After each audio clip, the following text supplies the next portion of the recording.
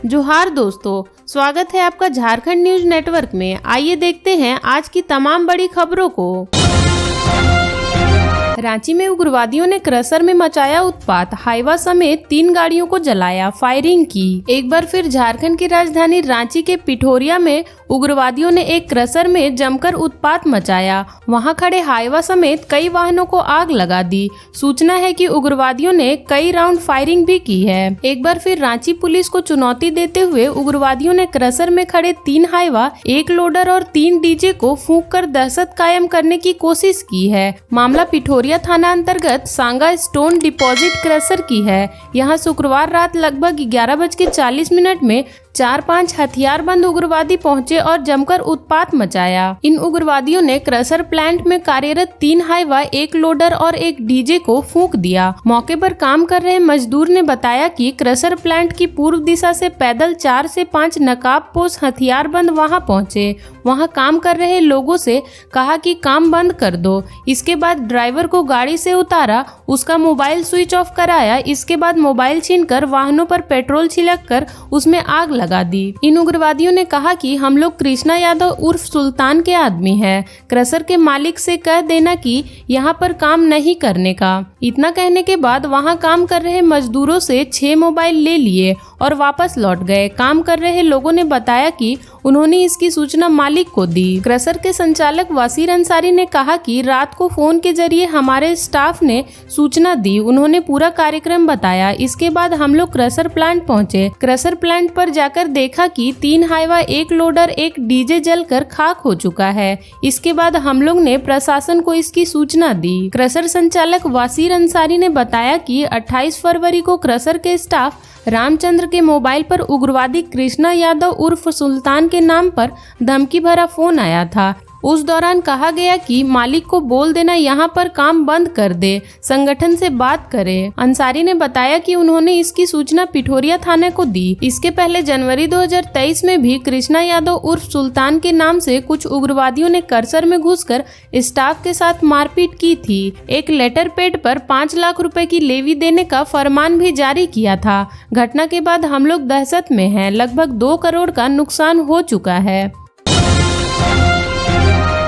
PM Modi के बयान पर झारखंड विधानसभा में झामुमो कांग्रेस का हंगामा, सदन 12 बजे तक स्थगित। प्रधानमंत्री नरेंद्र मोदी के बयान पर झारखंड विधानसभा में शनिवार को जमकर हंगामा हुआ। सत्ता पक्ष के विधायकों की ओर से किए गए हंगामे के बाद सदन की कार्यवाही स्थगित कर दी गई। दुमका जिले में स्पेन की महिला का मामला सदन में उठा। हंगामे की वजह से सदन की कार्यवाही 12 बजे तक स्थगित कर दी गई। झारखंड विधानसभा के बजट सत्र के आखिरी दिन जैसे ही सदन की कार्यवाही शुरू हुई, कांग्रेस के विधायक प्रदीप यादव ने प्रधानमंत्री नरेंद्र मोदी के बयान पर सवाल उठाया। उन्होंने कहा कि पीएम मोदी शुक्रवार को झारखंड आए थे। उन्होंने जिस तरह की बातें की, उतनी स्तरहीन बातें कोई पंचायत स्तर का नेता भी नहीं करता है। उन्होंने पूरे झारखंड के लोगों का अपमान किया है। प्रदीप यादव ने इस मुद्दे पर सदन में चर्चा कराने की मांग की है। प्रदीप यादव के बयान के समर्थन में इरफान अंसारी और अकेला समेत कई विधायक वेल में घुस गए। सत्ता पक्ष के विधायकों की ओर से पीएम मोदी के बयान के विरोध में जमकर हंगामा हुआ। सत्ता पक्ष के विधायकों ने कहा कि केंद्रीय एजेंसियों का दुरुपयोग हो रहा है। हमारे मुख्यमंत्री को झूठे आरोप में जेल भेज दिया गया है। बात नहीं सुनी गई तो इंदर सिंह नामधारी ने छोड़ दी थी पार्टी, विधायकी से भी दे दिया था इस्तीफा। पलामू का राजनीतिक इतिहास काफी रोचक रहा है। 2007 में पलामू लोकसभा का उपचुनाव काफी रोचक था। उपचुनाव से पहले दिग्गज नेता इंदर सिंह नामधारी ने केंद्रीय नेतृत्व के फैसले से नाराज होकर जेडीयू प्रदेश अध्यक्ष के पद से इस्तीफा दे दिया था। तब वह विधायक भी थे। श्री नामधारी ने विधायकी भी छोड़ दी थी। श्री नामधारी के इस कदम से झारखंड की राजनीति गर्मा गई थी। इस वजह से 2007 में पलामू लोकसभा उपचुनाव के 3 माह के अंदर ही डाल्टनगंज 20 का चुनाव हो गया था। इसमें निर्दलीय प्रत्याशी के रूप में नामधारी ने जीत दर्ज की थी। 2004 के लोकसभा चुनाव में राजद के मनोज कुमार भूइया ने चुनाव जीतकर सबको चौंकाया था, लेकिन प्रश्न पूछने के एवज में पैसे लेने के मामले में उनकी सदस्यता चली गई थी। इसी वजह से 2007 में पलामू के लोकसभा का उपचुनाव हुआ। नामधारी चाहते थे कि इस सीट पर भाजपा लड़े। पर उस वक्त नामधारी के करीबी रहे राधाकृष्ण किशोर चाहते थे कि जेडीयू उपचुनाव लड़े। किशोर केंद्रीय नेतृत्व को मनाने में सफल भी रहे और नामधारी से केंद्रीय नेतृत्व में जब कोई राय नहीं ली गई तो वे नाराज हो गए। इस उपचुनाव में श्री नामधारी ने भाजपा प्रत्याशी जवाहर पासवान के पक्ष में विचार किया। हालांकि इस चुनाव में फिर से पलामू सीट पर राजद का कब्जा बरकरार रहा। राजद प्रत्याशी के तौर पर घूरन राम ने बसपा प्रत्याशी कमेश्वर बैठा को शिकस्त की थी। झारखंड बनने के बाद 4 लोकसभा चुनावों में 70 महिलाएं आजमा चुकी है किस्मत। झारखंड बनने के बाद 2024 में लोकसभा का 5वां चुनाव होगा। इससे पहले 2004 में पहली बार चुनाव हुआ था। 2009-2014 के बाद 2019 में भी चुनाव हुआ था। इसमें राज्य की 14 लोकसभा सीटों पर 70 महिलाओं ने चुनाव लड़ा है। सबसे अधिक महिलाएं पिछले लोकसभा चुनाव में खड़ी हुई थी। इन 70 में से मात्र 3 को ही लोकसभा के क्षेत्र का प्रतिनिधित्व कराने का मौका मिला था। बीते लोकसभा चुनाव 2019 में राज्य से 2 महिला उम्मीदवार भाजपा से अन्नपूर्णा देवी व कांग्रेस से गीता कोड़ा जीती थी। वहीं 2004 में एक महिला उम्मीदवार को मौका मिला था। इसके अतिरिक्त 2009 और 2014 में राज्य के एक भी महिला उम्मीदवार चुनाव नहीं जीत पाई थी। पीएम मोदी के नेतृत्व में दुमका भी विकास की राह पर तेजी से बढ़ा। दुमका सांसद सुनील सोरेन ने कहा कि पिछले 5 साल में 2 साल कोरोना जैसी महामारी ने विकास के कार्यों को अवरुद्ध किया, लेकिन उसके बाद दुमका संसदीय क्षेत्र में तेजी से विकास हुआ है। 3 सालों में दुमका संसदीय क्षेत्र के दुमका, जामताड़ा व विद्यासागर स्टेशन में 18 ट्रेनों का ठहराव सुनिश्चित हुआ। दुमका से पटना तक की रेल कनेक्टिविटी हुई। कोलकाता के लिए एक और ट्रेन मिली। अमृत भारत योजना के तहत तीनों स्टेशनों का कायाकल्प हो रहा है। द्रुत गति से काम चल रहा है। जामताड़ा में ओवरब्रिज भी इस कार्यकाल की अहम उपलब्धि रही है। हमारा प्रयास था कि दुमका जामताड़ा नई रेल लाइन का काम शुरू हो जाए। केंद्र सरकार ने भी इसमें दिलचस्पी दिखाई और सर्वे भी कराया, लेकिन झारखंड सरकार का रवैया सहयोगात्मक नहीं रहा। राज्य सरकार को जमीन देनी थी, पर वह जमीन नहीं दे रही। दुमका में हवाई अड्डा बनकर तैयार है और इसका ट्रायल भी हो चुका है। किसी भी दिन यहां से उड़ान शुरू करा दी जाएगी। बीएससी नर्सिंग के लिए दुमका संसदीय क्षेत्र में कोई सरकारी कॉलेज नहीं था, लेकिन इसकी नींव भी प्रधानमंत्री ने रख दी है। यह बनेगा तो यहाँ की युवाओं को नर्सिंग की ट्रेनिंग के लिए बाहर पलायन नहीं करना होगा। 23 वर्षों से उठती रही आवाज, लेकिन नहीं स्थापित हो सकी दुमका में हाईकोर्ट की बेंच। दुमका राज्य की उप राजधानी है। राज्य की सत्ता को यह क्षेत्र प्रभावित करता रहा है और राजनीतिक दशा दिशा से हमारा ये क्षेत्र सुर्खियों में रहा करता है।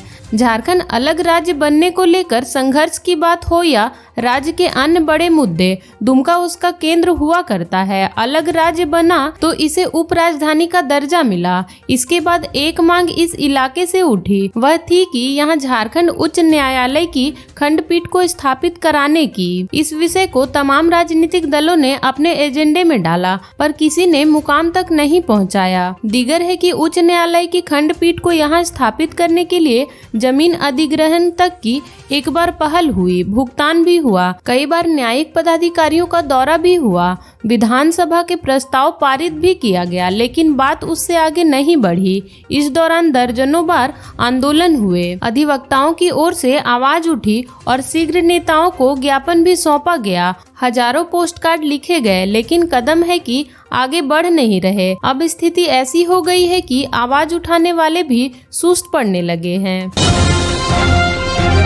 सहायक आचार्य मामले में झारखंड सरकार को सुप्रीम कोर्ट से मिला समय। झारखंड प्रारंभिक सहायक आचार्य संयुक्त प्रतियोगिता परीक्षा में सीटेड व पड़ोसी राज्य से टेट पास अभ्यर्थियों को शामिल करने के मामले में दायर एसएलपी पर सुप्रीम कोर्ट ने शुक्रवार को सुनवाई हुई। जस्टिस जेके महेश्वरी व जस्टिस संजय कटोल की खंडपीठ ने प्रतिवादी राज्य सरकार व झारखंड सीटेट उत्तीर्ण अभ्यर्थी संघ का पक्ष चुना। इसके बाद खंडपीठ ने दोनों प्रतिवादियों को हल्फनामा दायर करने के लिए समय प्रदान किया। साथ ही मामले की फाइनल सुनवाई अब 4 सप्ताह के बाद होगी। इससे पूर्व झारखंड सरकार व सीटेट उत्तीर्ण संघ की ओर से जवाब दायर करने के लिए समय देने का आग्रह किया गया।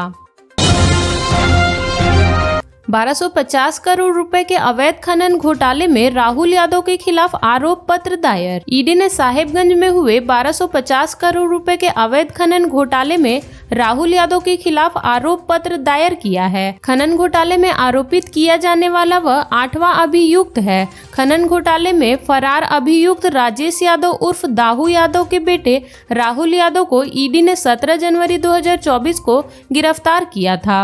वहीं खनन घोटाले में साहिबगंज के तत्कालीन उपायुक्त रामनिवास यादव के ठिकानों पर छापेमारी हो चुकी है। सरकारी कर्मियों को मिलने वाला है बड़ा तोहफा, स्वास्थ्य बीमा योजना जल्द होगी लागू। राज्य सरकार अपने कर्मियों व सेवानिवृत्त कर्मियों को 5 लाख रुपए तक के स्वास्थ्य बीमा को लेकर जल्द ही निर्णय लेगी। इस दिशा में सरकार ने प्रतिक्रिया शुरू कर दी है। 1 महीने में यह योजना शुरू हो जाएगी। स्वास्थ्य मंत्री बन्ना गुप्ता ने सदन में कहा कि सरकार के लिए यह अति महत्वाकांक्षी योजना है। राज्य सरकार अपने कर्मियों को लेकर संवेदनशील है। पहले की सरकार इसको लेकर संवेदनशील रही। हम इस योजना की समग्रता पर विचार कर रहे हैं। राज्य सरकार सभी कर्मचारियों को आच्छादित कर रहे हैं। मंत्री ने कहा कि नीतिगत निर्णय लेना है। एयरलिफ्ट कराने की व्यवस्था पर भी विचार हो रहा है। राज्य में पूर्व की सरकार ने लीपापोती की है, थोड़ा सब्र रखिए। स्वास्थ्य मंत्री श्री गुप्ता झामुमो विधायक समीर मोहंती के सवाल का जवाब दे रहे थे। श्री मोहंती ने अल्पसूचित के माध्यम से पूछा कि राज्य सरकार ने 2023 संकल्प जारी कर कर्मियों व सेवानिवृत्त कर्मियों और उनके आश्रमों को 5 लाख रुपए प्रति वर्ष बीमा करने की बात कही है।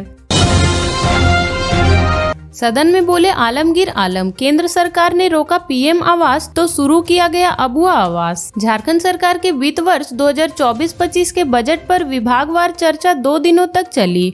अंतिम दिन मंत्रिमंडल सचिवालय एवं समन्वयन विभाग की अनुदान मांग पर चर्चा के बाद 73 करोड़ 87 लाख 4 हजार का बजट ध्वनिमत में पारित हो गया। विपक्षी दलों के बहिष्कार के बाद बचे हुए सभी विभागों का बजट एक साथ पारित किया गया। विनियोग विधेयक भी ध्वनिमत से पारित हो गया। अनुदान मांग पर चर्चा के बाद सरकार का पक्ष रखते हुए ग्रामीण विकास मंत्री आलमगीर आलम ने कहा कि केंद्र की भाजपा सरकार ने राज्य को 2021 के बाद प्रधानमंत्री आवास योजना बंद कर दिया था। इसके लिए तत्कालीन मंत्री हेमंत सोरेन ने भारत सरकार को पत्र लिखा था। इसके बावजूद केंद्र सरकार से कोई पहल नहीं की गई। ऐसे में हम झारखंड के लोगों को बिना आवास के नहीं छोड़ सकते थे। भारत सरकार 2011 की जनगणना के आधार पर झारखंड के 8 लाख लोगों को आवास दे रही थी। जब भारत सरकार ने राशि देना बंद किया तो हम लोगों ने अबुआ आवास योजना की शुरुआत की। सरकार आपके द्वारा कार्यक्रम में आवेदन जमा कराया। करीब 20 लोगों ने आवास के लिए आवेदन दिया है। हम लोगों ने तय किया है कि सभी लोगों को सरकार आवास देगी। चालू वित्तीय वर्ष में 2 लाख लोगों को आवास दिया जा रहा है। अगले वित्तीय वर्ष में 4.50 लाख लाभुकों को आवास दिया जाएगा।